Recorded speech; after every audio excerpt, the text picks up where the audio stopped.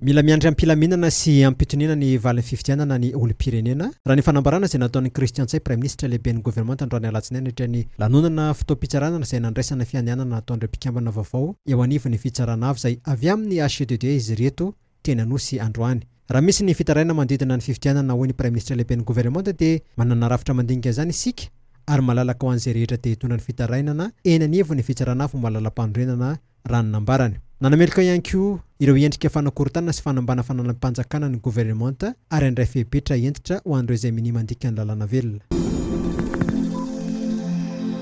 Andray mialohan'ny fahataperan'ny fepotona ahafahan'ireo sampana mikirakira ny fanasam-bato na ny SRMV manatitra izany enanivony vao miaramaly tena amin'izany fifidianana na ny CENI dia efa maro ireo nahatonga izany raha nitatitra avy amin'ny Soavaondriamarotafica mpapakaten'ny CENI androany. Efa niala tamin'ny toerana izay misy azy avy ireo izay anatitra izany raha novambarany. Misy moa ny fiara-miasa amin'ny tafika malagasy hitaterina ireo antotan-taratasy ireo ho an'ireo any amin'ny toerana izay lavitra dia lavitra tokoa.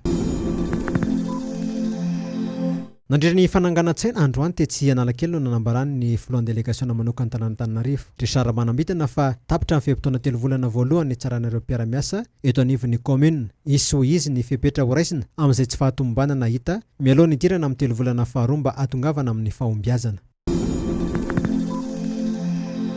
Omaly alady no fantatra ny valin'ny fifananana fiadinan'ny tompon-dakan'i Madagasikara amin'ny fanaovana mofo sy mofomamy. Teo amin'ny sokajy Matianina amin'ny fanaovana mofomamy dia ny ekipan'ny Escale avy any Antsirabe no voahositra ho tompon-daka, ny Propin kosa no faharoa ary ny Eden no fahatelo. Teo amin'ny sokajy Matianina amin'ny fanaovana mofo koa dia ny Propin no nandrobaka ny larana voalohany, ny Arblanc kosa no nahazo ny larana faharoa ary ny Eden no fahatelo.